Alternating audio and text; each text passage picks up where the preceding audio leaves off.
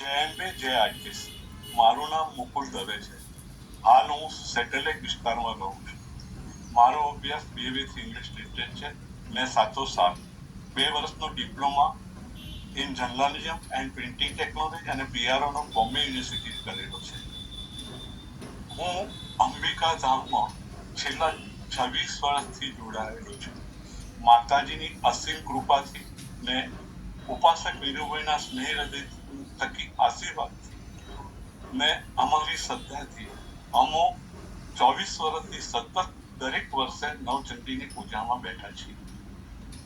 અત્યારે જે તમારી સમક્ષ હું છું અને વાત કરી રહ્યો છું એ ફક્ત માતાજીની અસીમ કૃપા ને વિનુભાઈની મહેનત અને આશીર્વાદનું ફળ છે ને સાથોસાથ પ્રાર્થના.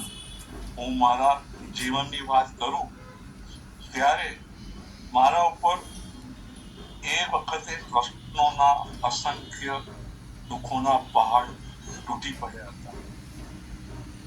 હું ને મારા પત્ની ઘણા મંદિરો અને સ્થાનોના ઉપાસકોને મળ્યા હતા, પણ એમાંથી કોઈ ઉપાય ન જડતા છેવટે અમે 1996 ને 97 અંબિકા ધામમાં આવ્યા અને ઉપાસક શ્રી વિનુભાઈને મળ્યા. ત્યારથી આજ સુધી એમની અને માતાજીની અસીમ કૃપાથી અને એમની છત્રછાયાથી અમારું અત્યાર સુધી જીવન વ્યતીત કરેલું છે. આ ઉપરાંત હું મારા કયા પ્રશ્નનો ઉલ્લેખ કરું એ પણ એક મોટો પ્રશ્ન છે.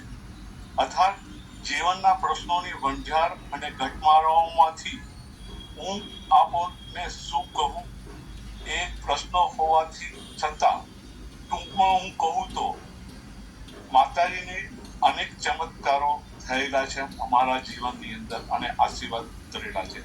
પણ જ્યારે અમે અર્થાત હું ઘણા મોટા લેવાની અંદર અમે આવી ગયા હતા ત્યારે ન સમજાય તેવી પરિસ્થિતિ ઊભી થઈ હતી અને એમાં ઘણા લોકોએ આંગળીઓ અમારી તરફ જીધેલી હતી. પણ માતાજીની અસીમ કૃપા અને આશીર્વાદથી અમો એમાંથી હેમખેમ બહાર આવી ગયા. એ પછી અનેક પ્રશ્નો ઊભા થયા. એમાં પણ અમારી મનોકામના અસીમ કૃપાથી એમની છત્રછાયાથી પૂરી થઈ. પણ જ્યારે મારી તબિયતમાં એક મોટો આઘાત લાગ્યો ત્યારે પણ મને એમાંથી માતાજીએ બચાવી લીધો હતો.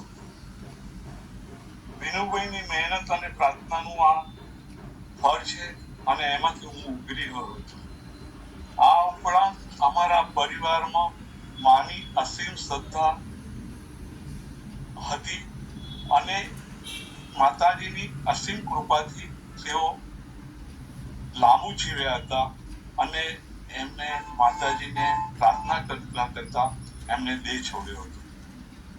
આ ઉપરાંત મારી ડોટર જે હાલ અમેરિકામાં રહે છે એની મનોકામનાઓ પણ ઘણી પૂરી થયેલી છે અને એની એ શ્રદ્ધાથી આજ સુધી એ માતાજીની બતાવેલી પૂજા પાઠ અત્યારે કરે છે અને મારી જોડે જોડે મારી પત્નીની પણ મનોકામનાઓ ઘણી પૂરી થયેલી છે. આ સાથે અમારી હૃદયપૂર્વકની પ્રાર્થના અને દરેક ભાઈ ભક્તોની મનોકામના પૂરી થાય અને દેશ વિદેશમાં એમનો માતાજીનો જય જયકાર થાય અને ધ્વજ લહેરાય અને નાદ આપણને અહીંયા સુધી સંભળાય એવી શ્રદ્ધા સાથે પ્રાર્થના સાથે હું વિરમું છું.